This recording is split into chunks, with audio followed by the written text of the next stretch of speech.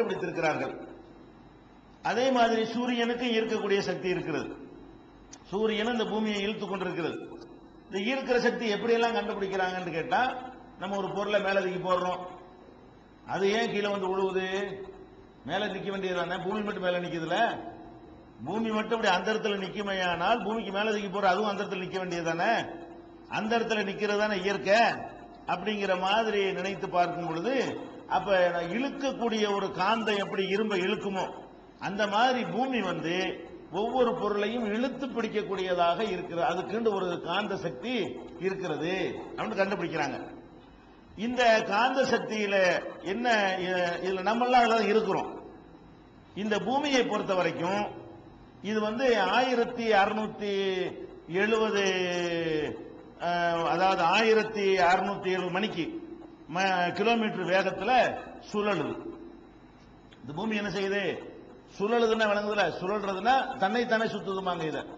இந்த சுத்துற வேகம் எவ்வளவு தெரியுமா? ஒரு மணி நேரத்தில் 1670 கிலோமீட்டர் ஓடி போயிடும். அவ்வளவு வேகமா பாஸ்டா சுத்துது. அப்ப நம்ம 40 கிலோமீட்டர் 100 கிலோமீட்டர் வரைக்கும் நம்ம பார்த்திருக்கிறோம். ட்ரெயின்ல போனா 110 வரைக்கும் அதிகபட்சமா பாஸ்ட் வண்டி அவ்வளவுதான் வச்சிருக்கிறான். விமானத்துல போனா 400 இருந்து 500 கிலோமீட்டர் நினைஞ்சிருக்கிறான் வேகத்தை நம்ம பார்த்திருக்கிறோம். அது கூட கண்ணாடி எல்லாம் வச்சு அடைச்சி ஏசிலாம் போட்டதுனால அந்த வேகத்தை நம்மளால என்ன செய்ய முடியல.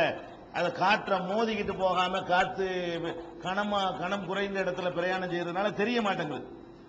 அந்த அப்ப நம்ம 1670 கிலோமீட்டர் ஒரு மணிக்கு சுத்தினா அது எவ்வளவு பெரிய பாதிப்பை நமக்கு ஏற்படுத்தும்.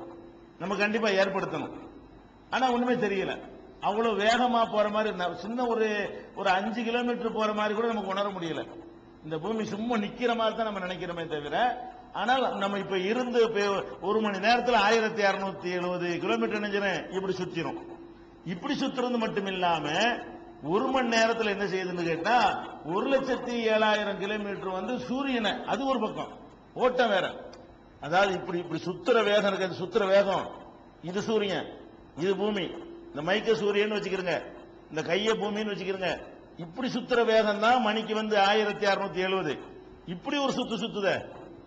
இப்படி சுத்திக்கிட்டே என்ன செய்யுது? இந்த சூரியனை சுத்திக்கிட்டு வர்ற ஒரு வருஷம்.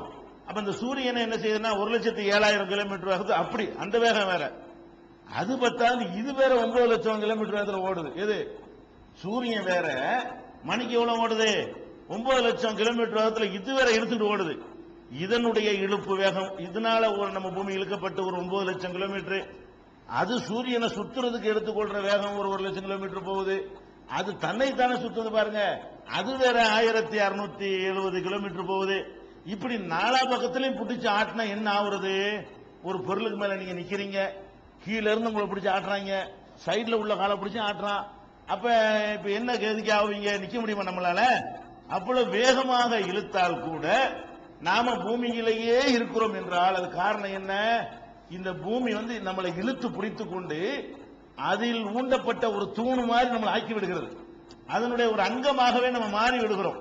அதனால நம்மளை தூக்கி எறியும். அவ்வளவு வேகம் போனாலும் அதுலயே ஒட்டிக்கிட்டு இருக்கிறனால தூக்கி எறிய முடியல. ஒரு பந்து இருக்குது, ஒரு பந்துக்கு மேல என்ன தேவை? ஒரு பொருளை வைக்கிறீங்க, ஒரு புளியங்கொட்டையை வைக்கிறீங்க, இப்படின்னா கீழே விழுந்துடும். அந்த புளியங்கொட்டையை ஃபெவிகால் பசையை போட்டு ஒட்டிட்டு வச்சா எவ்வளவு வேகமா சுத்தினா என்னங்கிறேன். புளியங்கொட்டையை எடுத்து பந்துக்கு மேல வச்சு இப்படி சுத்தி விடுறீங்க, கீழே விழுந்துடும். அந்த புளியங்கொட்டையை நல்லா வேகமா ஒட்டக்கூடிய ஒரு பசையை கண்டுபிடிச்சு அதை வச்சு நல்லா தடவியை ஒட்டிட்டு எவ்வளவு வேகமா வேணாலும் சுத்துங்களேன், அதனுடைய ஒரு அங்கமாயி போயிடுது. பசையில பிடிச்சுக்கிட்டு ஒட்டிக்கிட்டால் போகுமா? போகாது. இப்ப நம்ம எப்படி இருக்கிறோம் என்றால் இந்த பூமிக்கு மேல சும்மா புளியங்கொட்டை இருக்கிற மாதிரி இருக்கல.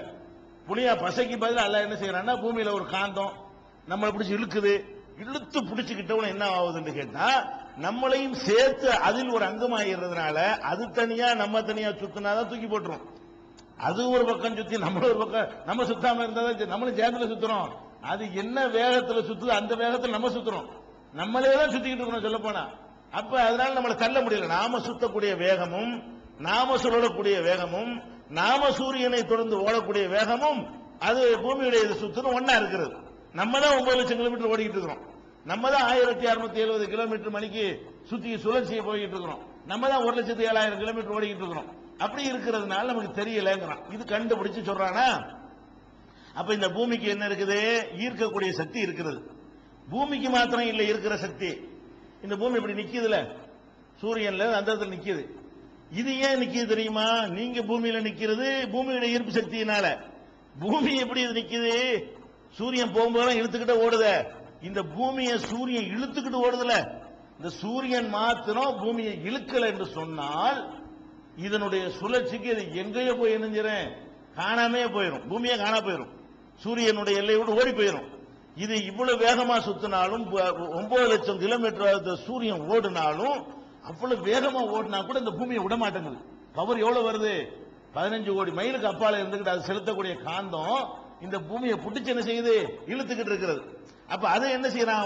ஒரு கணக்கு பண்ணி இந்த இழுப்பு சக்தி 9 லட்சம் கிலோமீட்டர்ல ஓடி இதை விடு. நீ ஒரு காந்தத்தை எடுத்துக்கிறீங்களேன், லேசா எடுத்தீங்கன்னா பின்னாடி அந்த பொருள் வரும். வேகமா காந்தத்தை இழுத்தீங்கன்னா அந்த இரும்பு விட்டு விடையாந்துரும். அந்த இழுப்பு சக்தி பத்தாது. இந்த இழுப்பு சக்தி பத்தராது, மொத்த இரும்பை இழுத்துட்டு வராதுன்னு இருக்கனே. அவ்வளவு வேகமா போனாலும் விடாதுன்னு சொன்னா பயங்கரமான பவர் இருக்கணும். அவ்வளவு பவரை சூரியன் பூமியை நோக்கி செலுத்துது. வெயில மட்டும் செலுத்தல, அதனுடைய காந்த சக்தியையும் நுழைத்து இழுத்து பிடிக்கிறது, தூண்ல கட்டி வச்ச மாதிரி. இத விஞ்ஞானிகள் ஆய்வு பண்ணி என்ன சொல்றான்னு கேட்டா, இந்த சந்திரனை சூரியனுக்கு ஈர்க்கிற சக்தி இல்லைன்னு வைங்க ஒரு பேச்சுக்கு. சூரியன் பூமியை ஈர்க்கல, ஆனால் அப்ப இழுத்து பிடிக்கணும். அந்த மட்டத்தை தவற விட்டுறக்கூடாது. அந்த டிஸ்டன்ஸை மெயின்டைன் பண்ணிக்கிட்டே அது சூரியனை சுத்திக்கிட்ட வரணும் என்று சொன்னால் அது எவ்வளவு இரும்பு தூண்கள் வச்சா அது நிப்பாட்ட முடியும் தெரியுமான்னு சொல்லி ஒரு கணக்கு பண்றாங்க. இந்த 9 லட்சம் கிலோமீட்டர் வேகம், பூமியுடைய வெயிட், இதை பிடிச்சி இழுக்கிறதுக்கு எவ்வளவு சக்தி வேணும், இதையெல்லாம் கணக்கு பண்ணி அவங்க சொல்லக்கூடிய கால்குலேஷன் என்னன்னு கேட்டா, அந்த கணக்கெல்லாம் நம்ம பண்ண ட்ரையா போயிடும். அவன் என்ன சொல்றான்னு கேட்டா, 5 மீட்டர் குறுக்களவு 5 மீட்டர் குறுக்களவு 5 மீட்டர் உள்ள ஒரு இரும்பு தூணை உருவாக்கி அது எவ்வளவு உண்டாக்கணும்? பூமியில சூரியன் வரைக்கும். பூமியில இருந்து தூணை ஆரம்பிச்சு எங்க கொண்டு நிப்பாட்டி வைக்கணும்ல. சூரியனுக்கு இழுக்கிற சக்தி இல்ல ஒரு பேச்சுக்கு. இப்ப நம்ம முடிச்சு நிப்பாட்டி வைக்கணும். பூமியை சூரியனையும் சேர்த்து என்ன செய்யணும்? ஓடாம நிப்பாட்டி வைக்கணுமாக இருந்தால் அதுக்கு என்ன தேவைன்னு கேட்டா, 5 மீட்டர் குறுக்களவுல தூண் தயாரிக்கணும். 5 மீட்டர் குறுக்களவுல அவ்வளவு பெருசா என்ன செய்யணும்? தூணை தயாரிச்சு இங்க இருந்து எங்க வரைக்கும் போகணும்? சூரியன் வரைக்கும் கொண்டு போகணும். அவ்வளவு நீளத்துக்கு. அது எத்தனை வேணும்னு கேட்டா 1 லட்சம் கோடி வரணும். அது மாதிரி எத்தனை வேணும்? 5 மீட்டர் அகலம் கொண்ட இரும்பு உருக்கு தூண்களை 1 லட்சம் கோடி தயாரித்து அதை ஊண்டி வச்சாதான் அந்த வேகத்துக்கு சரியா நிற்கும். சூரியன் இழுக்கிற வேகத்தை நீங்க விளங்குறதா இருந்தா பூமியிலிருந்து ஆரம்பிச்சு இரும்பு தூணை 1 லட்சம் கோடி இரும்பு தூண்கள் 5 மீட்டர் அகலத்துல நீட்டி வச்சீங்கன்னா கடைசியில் அப்படி வச்சா என்ன தெரியுமா? பூமியுடைய பாதி போயிடும். 5 மீட்டர் தூணு 5 மீட்டர் இடம், 5 மீட்டர் தூணு 5 மீட்டர் இடம் வச்சா தான் உங்களையும் பரப்ப இயலும். 1 லட்சம் கோடி இரும்பு தூண்களை பரப்புறா இருந்தா உங்களுக்கு உட்காரோட இடம் இருக்காது. விளங்குதா? உட்கார் நமக்கு இடமே இருக்காது. பாதி இடம் அதுக்கு போயிடும். அதான் 5 மீட்டர் தூணு 5 மீட்டர் இடம், 5 மீட்டர் தூணு 5 மீட்டர் இடம் அப்படிங்கிற அளவுல அந்த தூண்கள் நட்டப்படும். அவ்வளவு தேவைப்படும். அப்படியானால் இது எவ்வளவு பெரிய பயங்கர பவரோட இழுக்குன்னு பாருங்க. இவ்வளவு சக்தியை செலுத்தி இந்த பூமியை இழுத்து பிடிச்சுக்கு நிக்கிறது. எவ்வளவு வேகமா வேற ஓடுது, நகர மாட்டேங்குது. அப்ப அந்த மாதிரியான ஒரு ஈர்ப்பு சக்தி சூரியன்ல இருக்கிறதையும் பாக்குறீங்க. எல்லாத்தையும் சேர்த்தால ஒரு வசனத்துல சொல்றான். அதாவது பூமி நம்மளை பிடிச்சி இழுத்து வச்சு இருக்கிறது இந்த 3 வேகத்தையும் மிஞ்சி. பூமியுடைய தன்னைத்தானே சுத்தி கொள்ளக்கூடியது, சூரியனை சுத்தக்கூடியது, சூரியன் நம்மளை இழுத்துக்கிட்டு போவோமே, இந்த 3ஐயும் பேலன்ஸ் பண்ணி நம்ம நிக்கிறோம் என்றால் இதனுடைய ஈர்ப்பு சக்தி. சூரியன் அவ்வளவு வேகமாக ஓடியும் கூட பூமி பிரிய மாட்டேங்குது. சூரியனை சுத்திக்கிட்டே தான் வருஷம் கரெக்டா ரவுண்ட் அடிச்சு முடிச்சிருது. நீ என்ன வேகத்துல போனா நான் உன்னை விட மாட்டேன் அப்படின்னு சொல்லி இதுவும் அதை விட மாட்டேங்குது, அதுவும் இதை விட மாட்டேங்குது. அந்த மாதிரி போய் கொண்டிருக்கிறது. அதுக்கும் ஈர்க்கக்கூடிய சக்தி இருக்கிறது. அதுல இன்னொன்னு நீங்க பார்க்கணும், நம்மளை விட்டு தள்ளுங்க. காத்து இருக்குன்னு சொன்னோம்ல, காத்து இருக்குல்ல 16 கிலோமீட்டர் வரைக்கும் பயங்கரமான அழுத்தமான காத்து இருக்கிறது. இந்த காத்து மட்டும் அல்ல நிப்பாட்டி வச்சிருந்தான்னு வைங்க, நம்மளை மட்டும் பூமியோட அளந்து வச்சுட்டு காத்து மட்டும் நினைஞ்சிட்டான் ஃப்ரீயா பண்ணிட்டான்னு வைங்க, இப்ப என்ன ஆகும்? காத்து மட்டும் நம்மளோட சேர்ந்து பூமியோட சேர்ந்து அதுவும் ஓடுது இதே வேகத்துல. நீங்க 1670 கிலோமீட்டர்ல பூமி சுத்துற மாதிரி நீங்களும் அதே வேகத்தில் ஆணி வச்சு அரைஞ்ச மாதிரி சுத்துறீங்க. நீங்க எப்படி சுத்துறீங்கன்னு சொன்னா, ஒரு பந்துல ஒரு ஆணி வச்சு அரைஞ்சு சுத்தினால் எப்படி அதுல ஆழமா பதிஞ்சு நீங்க நவர மாட்டீங்களோ அந்த மாதிரி சுத்துறீங்க. நீங்க தான் ஒரு பொருள் கனத்த பொருளா இருக்கிறீங்க, அரைஞ்சு வச்ச மாதிரி நின்றுட்டு போயிடலாம். காத்து என்ன மெல்லிய பொருள் தானே, அதுவும் என்ன செய்யுதான் அதே வேகத்துல வருது.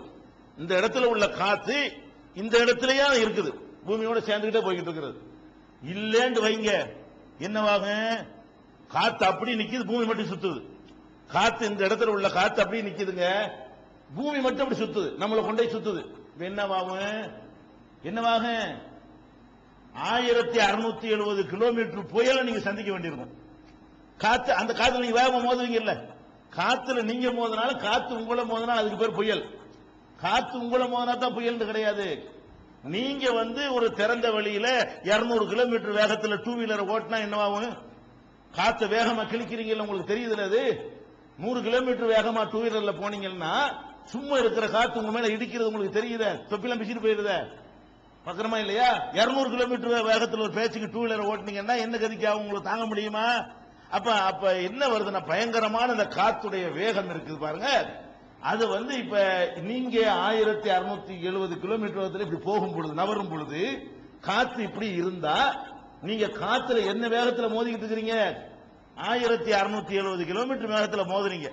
அப்ப ஒரு மனிதன் இன்னைக்கு வரைக்கும் நீங்க புயல் எடுத்துக்கிட்டீங்கன்னு சொன்னா, அதிகபட்சமாக ஒரு புயலுடைய வேகம் எவ்வளவுன்னு பாத்தீங்கன்னு சொன்னா 140 கிலோமீட்டர் தான், 144 தான் அதிகமா உலகத்தில் வீசின புயல். உலகத்தில் வீசின புயல்லையே பெரிய சேதம் விளைவித்து உச்சகட்டமான புயல் எவ்வளவுக்கு வந்திருக்கு கேட்டா, மணிக்கு 144 கிலோமீட்டர் வேகத்தில் வந்த காத்து தான். அந்த காத்துடைய வேகம் எவ்வளவு, மணிக்கு 144. அதான் அதிகமான சேதம். நம்ம பார்க்கிறோம் புயலே கிடையாது, இதெல்லாம் சும்மா தடவி கொடுத்துட்டு போற மாதிரி உள்ளது. பெரும் புயல் வந்ததை எடுத்துக்கொண்டீர்களே, நம்ம 60 40 வந்தவனே 7ஆம் நம்பர் கூடி 8ஆம் நம்பர் கூடி ஏற்றிடுவானுவ. இது 144ங்கிறது உச்சகட்டம், ரொம்ப வரல, ரெக்கார்ட்ல இவ்வளவுதான் அதிகமா வந்திருக்கிறது. அப்ப 144 கிலோமீட்டர் வேகத்தில் வந்தால் பணமரம்லாம் சாஞ்சிரும், வீடுகள் மாடிலாம் கூட விழுந்துரும், ஓட்டு கட்டடங்கள்ல ஓடே மிச்சமா இருக்காது. 144 கிலோமீட்டர் வேகத்துக்கு இந்த மாதிரி இருந்தா 1670 கிலோமீட்டர் இது பாட்டுக்கு அப்படி நிக்க, நீங்க போய் காத்துல பயங்கர வேகத்தோட மோத 1670 கிலோமீட்டர் மோதினீங்கன்னா, மோதின அடுத்த நிமிஷம் நீங்க தனியா தூக்கி எரியப்பட்டுருவீங்க, நீங்க பூமியை விட்டு போயிருவீங்க. பனைமரத்தை பிடிங்க எறிகிற காத்து நம்மள பிடிங்க எரியாதா, பிடிங்க எரிஞ்சிட்டு போயிடும். அப்ப அவ்வளவு பெரிய வேகமான அந்த காத்து நம்மள அதுவும் சேர்ந்து புவி ஈர்ப்புல கட்டுப்பட்டு அதையும் பூமி இழுத்து நிக்குது. உங்களை இழுக்கிற மாதிரி இந்த காத்தையும் பிடிச்சி இழுத்து தங்குள்ள வச்சுக்கிட்டே சுத்துது. அதனாலதான் அந்த காத்து நமக்கு ஒண்ணுமே செய்ய மாட்டேங்குது. அது தனியா வீசுறது வேற, காத்து வீசுது. அது எதுக்கு வீசுதுன்னா, சில இடங்கள்ல மேகத்தினால அந்த இடத்துல வெப்பம் குறைஞ்சு போயிடும். வெப்பம் குறைஞ்சவன காத்து அடர்த்தியாகும், குளிர்ச்சி காத்து அடர்த்தியாகவும் விரியும். ஒரு இடத்துல காத்து அடர்த்தியாகும் போது ஒரு காத்து தள்ளி விடுதல, அதான் வீசுறதுங்கிறதெல்லாம் ஏற்படும். ஆனா சின்ன வேலை, அதுல எல்லாம் பெரிய பாதிப்பு வராது. இந்த வேகத்துல உங்களுக்கு காத்துல போய் நீங்க மோதினீங்கன்னா, காத்து உங்களை மோதினால் அப்ப நம்ம இந்த பூமியில வாழ முடியாது. அப்ப இந்த காத்தையும் கூட எது இழுத்து பிடிச்சு வச்சிருக்குது, பூமி இழுத்து பிடி வச்சிருக்குது அப்படின்னு ஒரு பக்கம் அதையும் மனுஷன் கண்டுபிடிச்சு சொல்றான். அப்ப இதெல்லாம் வச்சு பார்த்துட்டு இப்ப குர்ஆனை எடுத்து பார்க்கிறோம். அல்லாஹ் என்ன சொல்றான்னு பாருங்க. இன்னல்லாஹ யும்சிக்கு ஸமாவாத்தி வல் அர்த அன் தஸூலா, வானங்கள் பூமி ரெண்டும் ஒன்றை விட்டு ஒன்று விலகி விடாதவாறு அல்லாஹ் அதை இழுத்து பிடித்து வைத்திருக்கிறான். ஒன்றை ஒன்று விலகிற மாதிரி அம்சத்துல தான் இருக்குது. இந்த 9 லட்சம் கிலோமீட்டர் வேகத்தில எல்லாம் இழுத்தா நிக்க முடியாது. பூமி இந்த பக்கம் போயிடணும், சூரியன் அந்த பக்கம் போயிடணும், போகாம விலகி விடாதவாறு நினைஞ்சிருக்கிறான். அல்லாஹ் வானம் பூமி எல்லாத்தையும் மட்டுப்படுத்தி நிறுத்தி வைத்திருக்கிறான். வலையின் ஜாலத்தா, அது ரெண்டும் விலகி விடுமானால், அந்த ஈர்க்கிற விசை விலகி விடுமானால், இன் அம்சகஹுமா மின் அஹதின் மின் பாதிஹி, அதுக்கு பிறகு எவனாலும் அதை தடுத்து நிறுத்த முடியும். அவ்வளவு சக்திங்கிறான் அல்லாஹ். அது எவ்வளவு பெரிய சக்தியாக இருக்கும் என்றால், இந்த பூமி சூரியனிலிருந்து விலகிருச்சுன்னு வையி, இவ்வளவு தூணை நீ உண்டாக்கணும். கற்பனையில் நீ சொல்ல முடியும், செய்ய இயலுமா? இவங்க சொன்னபடி செய்ய இயலுமாங்கிற. இவங்க என்ன சொல்றாங்க, 5 மீட்டர் குறுக்கள உள்ள தூணை தயாரிக்கணுமா? பூமியிலிருந்து சூரியன் அவ்வளவுதான் 15 கோடி, சூரியன்ல இருந்து பூமி அளவுக்குன்னா எவ்வளவு தூரம், 15 கோடி மைல் அளவுக்கு அந்த தூண் இருக்கணுமா? அது மாதிரி 1 லட்சம் கோடி தூண் வேணுமா? இதெல்லாம் கணக்கு சொல்லலாமே தவிர செய்ய இயலுமா? அப்ப அல்லாஹ் சொல்ற எவனுக்கு முடியாதுங்கிறான். அவ்வளவு இரும்பு எங்க போறது, இரும்பே இல்ல இறக்குனுங்கிறான். அவ்வளவு இரும்பு இருக்கிறது, நீ அவ்வளவு இரும்புக்கு உருக்குன்னு எங்க போவே, எப்படி உருக்குவே, எப்படி அதை ஜாயிண்ட் பண்ணுவ? அப்ப இதனுடைய சக்தி அல்லாஹ் என்ன சொல்றான்னு கேட்டா விலகிருச்சுன்னு வைங்க, எந்த ஒரு மனிதனாலும் அதை செய்து முடிக்க முடியாது, நிறுத்தி வைக்க முடியாது. அவ்வளவு பவர்ல நிறுத்தி வச்சிருக்கிறேன். தெளிவான வாசகம், வியாக்கியானம் கிடையாது. அல்லாஹ் எப்படி சொல்றான்? இன்னல்லாஹ யும்சிக்கு சமாவாத்தி வல்லர், வானங்களையும் பூமிகளையும் அல்லாஹ் வந்து நினைஞ்சிருக்கிறான், அதை கட்டுப்படுத்தி வைத்து இழுத்து பிடித்து வைத்திருக்கிறான். அந்த சூழா விலகி விடாமல் நான் இழுத்து பிடிச்சு வச்சிருக்கிறேன். விலகிட்ட என்னவாக? வலையின் ஜாலத்தா, அது விலகி விடுமையானால் இன் அம்சகஹுமா மின் அஹதின் மின் பாதிஹி, அவனுக்கு பிறகு எவனாலையும் அதை இழுத்து பிடித்து நிறுத்த முடியாது. இன்னஹு கான ஹலீமன் கஃபூரா, அவன் மன்னிக்க கூடியவனாக சகிப்புத்தன்மை மிக்கவனாக இருக்கிறான். அந்த சூரா முடியுது. 35வது சூறாவுல 41வது வசனம். அப்ப அல்லாஹ் என்ன சொல்றான் கேட்டா, இவற்றுக்கு மத்தியில் உள்ளது ஈர்ப்பு சக்தி சாதாரணமானது இல்ல. நீங்க தொடர்ச்சியா அதை அனுபவிச்சுட்டு இருக்கனால உங்களுக்கு தெரிய மாட்டேங்குது. பயங்கரமான ஒரு ஈர்ப்புக்கு கீழே நம்ம கட்டுண்டு கிடக்கிறோம். நம்மள பயங்கரமான அழுத்தத்தோட இந்த சூரியன், அவ்வளவு சக்தியை மனுஷன் கற்பனை பண்ண இயலாது. அவ்வளவு ஆற்றலை நம்ம மீது செலுத்தி நம்மளை பிடிச்சி நிப்பாட்டி வைத்திருக்கிறது. எது? சூரியன் நிப்பாட்டி வைத்திருக்கிறது என்பதை பார்க்கிறோம். அதே மாதிரி 13வது சூறாவுல 2வது வசனம், 31வது அத்தியாயத்தில் 10வது வசனம், அதுல அல்லாஹ் என்ன சொல்றான்னு கேட்டா, இன்னும் அல்லாஹுல்லதி ரஃபா சமாவாத்தி பிகைரி அமதின் தரவுனஹா, நீங்கள் பார்க்கின்ற தூண்கள் இல்லாமல் விண்ணை அல்லாஹ் உயர்த்தி வைத்திருக்கிறான். இந்த விண்வெளியை அல்லாஹ் எப்படி வசத்தி இருக்கிறான் என்றால், பார்க்கிற தூண் இருக்குது, உங்களுக்கு பார்க்க இயலாதுங்கிறான். என்ன வார்த்தை அல்லாஹ் பயன்படுத்துறான்னு பாத்தீங்களா? நீங்கள் பார்க்கின்ற தூண்கள் இல்லாமல் அல்லாஹ் வசத்தி இருக்கிறான். மேல இந்த முகடு உயர்த்தப்பட்டிருக்கிறது என்று சொன்னால் அதுக்கு இதுக்கு தூண் இருக்குது, உனக்கு தெரியாது. என்ன தூண் இருக்குது? அதுதான் ஈர்ப்பு விசை என்ற தூண் இருக்கிறது. இழுத்து பிடிக்கிற விசை அதுல நின்று கொண்டிருக்கிறது. ஆனா அது உனக்கு பார்க்க முடியாது. பார்க்க முடியாத தூண்ல நிக்கிறதுனால என்ன அர்த்தம்? பார்க்க முடிகிற தூண்னா மெட்டீரியல் அர்த்தமாயிரும். பார்க்க முடியாத தூண்னா சக்தி தான். அது பார்க்க முடிகிற தூண்னா இரும்பு, கல்லு, மண்ணு, சிமெண்ட் அப்படி சொல்லுவோம். பார்க்க முடியாதுன்னா பவர் தானே, மின்சாரம், இந்த மாதிரியான பவரை கொண்டு ஒரு தூண் இருக்கிறது. அது ஈர்ப்பு விசை. நல்ல அப்ப ஈர்ப்பு விசைலாம் சொன்ன அந்த காலத்தில் வழங்காது. அந்த காலத்திலையும் வழங்கணும், இந்த காலத்திலையும் மெய்ப்பிக்கப்படணும் இல்லையா? அல்லாஹ் என்ன சொல்றாங்க? நீங்கள் பார்க்கிற தூண்கள் இல்லாமல் விண்ணுலகை அல்லாஹ் தான் உயர்த்தி வைத்திருக்கிறான் என்று சொல்லி 13:2 31:10 அல்லாஹ் சொல்லி இதையும் என்ன செய்யறான்? அந்த ஈர்க்கிற சக்தி இருப்பதாக அல்லாஹ் சொல்லி காட்டுகிறான். அதே மாதிரி இன்னொன்னு பாருங்க, காத்து சொன்னோம்ல, இப்ப காத்து மட்டும் நின்று நம்ம மட்டும் சுத்தணும்னு வைங்க, என்ன ஆகும்? முடிஞ்சு போயிரும்ல. காத்தும் நம்மளோட பூமியோட சேர்ந்து எல்லாம் ஒரே மாதிரி சுத்துறோம். அதாவது எப்படி சுத்துறோம் என்று கேட்டால், இதுக்கு மேல உள்ள காத்து என்ன வேகத்தில் சுத்துது அந்த வேகத்தில் நம்ம சுத்துறோம். பூமி என்ன வேகத்தில் சுத்து அந்த வேகத்தில் நம்ம சுத்துறோம். பூமியுடைய சுத்துற வேகம், காத்துடைய சுத்துற வேகம், அதுல இருக்கிற நாம் சுத்தக்கூடிய வேகம் எல்லாம் ஒரே வேகம். அதனால நமக்கு ஒண்ணும் தெரியலங்கிறோம்ல. நிறுத்திட்டா என்னவாயிரும்? அல்லாஹ் சொல்லி காட்டுறான் பாருங்க. அந்த காலத்துல இப்படிதான் சொல்ல முடியும். அதுவே நம்ம வியப்புல போயிடுறோம். அல்லாஹ் என்ன சொல்றான்னு கேட்டா, 42வது அத்தியாயத்துல 32ல இருந்து 35 வரைக்கும், 32, 33, 34, 35 இந்த 4 வசனங்கள்ல தொடர்ச்சியாக அல்லாஹ் சொல்லி காட்டுகிறான். ஒமின் ஆயாத்திஹி அல் ஜவாரி ஃபில் பஹரி கல் அலாம், மலைகளை போன்ற பெரும் கப்பல்கள் கடலிலே பிரயாணம் செய்கிறது, அது அல்லாஹ்வுடைய அத்தாட்சிகளில் உள்ளது. கப்பல் சாதாரண மலை மாதிரி பெரிய பெரிய கப்பல்களை எல்லாம் நீங்க என்ன செய்றீங்க? கடல்ல செலுத்தி கொண்டு போறீங்க பாத்தீங்களா? அது அல்லாஹ்வுடைய பெரிய அதிசயத்தில் உள்ளது. சின்ன கப்பல் அல்லாஹ் சொல்லல, மலை போன்ற பிரம்மாண்டமான கப்பல் இருக்கிற அமெரிக்க கப்பல்லாம் வந்துச்சு பாருங்க, அந்த மாதிரி பெருங்கப்பலை பத்தி அல்லாஹ் குறிப்பிடுறான். மலைகளை போன்ற கப்பல்கள் அங்கே நிறுத்தப்பட்டிருப்பது அல்லாஹ்வுடைய அத்தாட்சிகளில் உள்ளதுன்னு சொல்லிவிட்டு, அவன் நாடினால், இறைவன் நினைத்தால், யுஸ்கினு ரீஹ, காற்றை அப்படியே நிறுத்தி விடுவான்.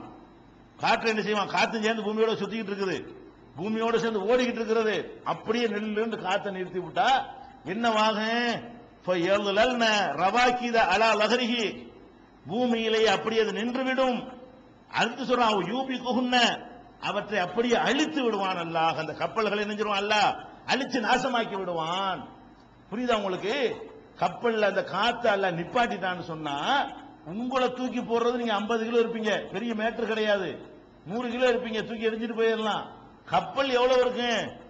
அதுல ஆயிரக்கணக்கான விமானங்களை நிப்பாட்டுறான், நீச்சல் குளம் வச்சிருக்கிறான், உள்ள பெரிய ஸ்டேடியம் வச்சிருக்கான், தியேட்டர் வச்சிருக்கிறான், வீடு வாசல் வச்சிருக்கிறான், ஒரு ஊரே வச்சிருக்கிறான்.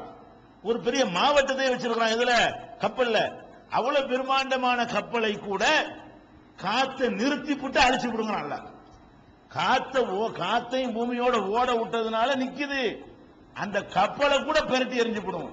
காத்தை நிறுத்தினா கப்பலை அழிச்சு விடுங்கிறான்ல. இவ்வளவு அழகான வார்த்தை வழங்குது உங்களுக்கு.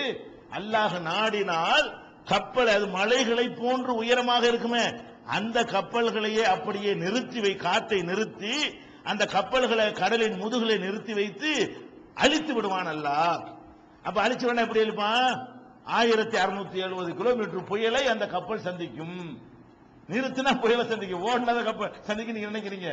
காத்து ஓடிக்கிட்டு இருந்தா புயலை சந்திக்காது. காத்து ஓடாம நின்று நீங்க ஓடிக்கிட்டு இருந்தால், கப்பல் ஓடிக்கொண்டிருந்தால், கப்பலோடு சேர்ந்து பூமி ஓடிக்கொண்டிருந்தால் என்னவாயிரும்? பெரும் புயலை நீங்க சந்திக்க வேண்டி இருக்கும். அப்படிங்கிற ஒரு கருத்தையும் எல்லாம் சொல்லி காட்டுகிறான். அப்ப இதெல்லாம் வச்சு பார்க்கும் பொழுது காத்தை பத்தி, பூமியை பத்தி, சூரியனை பத்தி, ஒவ்வொன்றுடைய ஈர்ப்பு விசைகளை பற்றி எல்லாம் இந்த 2 வசனங்கள்ல 3 வசனங்கள்ல விலகி விடாமல் நான் தான் நிப்பாட்டி வச்சிருக்கிறேன். விலகிட்டா எவனாலையும் அதை தடுத்து நிறுத்தக்கூடிய ஆற்றல் கிடையாது. அவ்வளவு பவரோட அது இருக்குன்னு எல்லாம் சொல்றான். பார்க்க முடியாத தூண்கள் இருக்குன்னு எல்லாம் சொல்லி காட்டுகிறான். காத்தை அப்படியே நான் நிறுத்திட்டேன்னு வைங்க, அப்ப காத்தை நிறுத்தி விட்டால் சொல்வதில் இருந்து அது ஓடிக்கிட்டு இருக்குங்கிறது எல்லாம் சொல்றான்ல. காத்தை நான் நிறுத்தி விட்டால்ங்கிற வார்த்தையில இருந்து என்ன வருது?